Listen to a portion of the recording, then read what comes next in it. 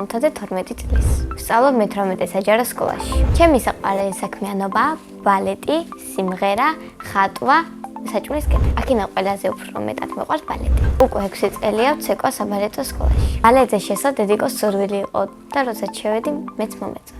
მახსოვს პირველ დღე ბალეტზე რომ მივედი. დირექტორის კაბინეტში შევედით, დედა და დირექტორი ლაპარაკობდნენ და მეორე დღეს დამიბა. ბალეტში ყველაზე ძნელია სამარგი პირვეტის დატრიალი. ყველაზე ადვილია პადეშა. პადეშა ნიშნავს წინ ნახტომს. ჩემი ბალეტის მასწავლებელია ანი ფირცხალაიშვილი. ის არის ძალიან ლამაზი, თბილად ყველას ექცევა და მარტივად ხსნის. მე უკვე მქონა 1 შეჯიბრება და 3 კონცერტი. ყველაზე კარგად დამამახსოვრდა და შეჯიბრება.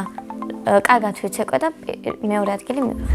პირველი ადგილი იმიტომ ვერ ავიღეთ, რომ გაიმარჯვა ძლიერმა და ღირსეულმა. ბალეტს ჭირდება ძალიან ბევრი ვარჯიში. რეპეტიციის დროს ლენტი პატარა მქონდა და უეცრად გაიხსნა და მაგი რომ მომხდარიყო კონცერტზე, მგონი არ მეპატიებოდა. ჩემი გეგმაა რომ ბალეტზე კიდევია რომ 5 წელი. მე შესაძლებელია სხვაგან გავაგრძელო, რადგან იქ 8 კლასამდეა. მე გადაწყვეტილი მაქვს რომ გამოვიდე ბალერინა. თუ რამე მიზეზის გამო ვერ გამოვედი ბალერინა, მაშინ შესაძლებელია გამოვიდე დიზაინერი. ბავშვობაში მინდოდა რომ გამოსულიყავი ექიმი. ჩემი სკოლა იმიტომ მიყვარს, რომ ძალიან კარგი კლასელები და მასწავლებლები მყავს. ყველაზე ცელქია მაქსიმ იკირიანი. ყველაზე ჭკვიანი არის საბა ბერიძე. ყველაზე მშვიდები არიან ანასტასია შაინიძე და გიორგი ოდიშარია. მე ვარ ყველაზე ლამაზი, რანჭია და ნიჭიერი. ჩემი საყვარელი საგანია მათემატიკა. საყვარელი მასწავლებელია ანა ჯაბნიძე. იმიტომ რომ ის ბავშვებს უვლის და ძალიან თბილად გვექცევა. ადრე ვსწავლობდი მე-7 საჯარო სკოლაში. ახლა მინდა ვიყო 15 წლის, იმიტომ რომ დამოუკიდებლად გავერთო მეგობრებთან ერთად.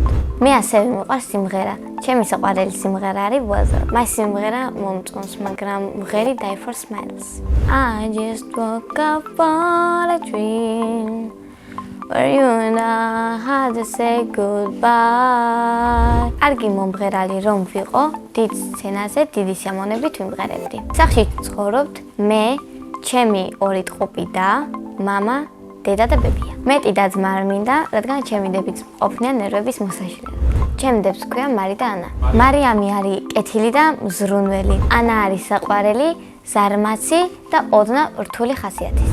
მარი რომ გაიზრდება, გამოვა ექიმი და ანა იქნება მოსამართლე. მამიკო არის სიმპათიური, მშრომელი და მზრუნველი. დედიკო არის ლამაზი, კეთილი, მზრუნველი და სულ გვერდში დამდგომი. ბებია არის ახალგაზრდა, მზრუნველი და ძალიან კეთილი. მე ვარ ძალიან კარგი დიასახლისი. ასე იმიტომ მგონია რომ სახლის დალაგება არ მეზარება და გემრიელ საჭმელებს ვაკეთებ. პირველ საჭმელი რო გავაკეთე, ვიყავი 7 წლის. მაშინ ბებიასთან ერთად გავაკეთე პიცა. ახლა ყველაზე გემრიელად გამომდის ყავის ატუღება და სენდვიჩის კეთება. მე ასევე მიყვარს ხატვა და ვარ თვითნასწავლი. ყველაზე ხშირად ვხატავ ადამიანს. ჩემი საყვარელი ფერებია ღია ვარდისფერი და ოქროსფერი. არ მიყვარს ვერცხლისფერი. ნახატები მაქვს ცალკე ბლოკნოტი, რაშიც ვხატავ. მინდა ისე კარგად ვხატავდე, რომ მუზეუმებში იყოს და მილიონები ხილ. ბევრი ფული რომ მქონდეს და ვეხმარებოდი უსახკარო ადამიანებს.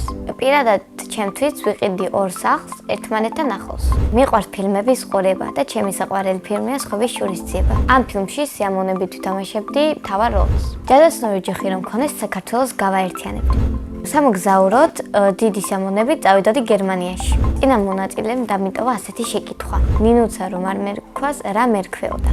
მე ნინუცა დამარქვა ბებია და ეს სახელი ძალიან მომწონს. მაგრამ ნინუცა რომ არ მერქვას, მერქვეოდა მარი. ჩემ შვილებს დავარქმევ ალექსანდრეს და ელისაბედს.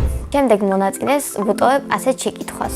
ვისთან ერთად გაფრინდებოდა კოსმოსში? მე მაგალითად კოსმოსში გავფრინდებოდი ჩემს საუკეთესო მეგობარ ელისაბედ დუმბაძესთან ერთად. ბედნიერება არის, როდესაც საყვარელი ადამიანი სულ შენთან ერთად არის და არასოდეს არ გიღალატებს. მე ვარ ბედნიერი ადამიანი.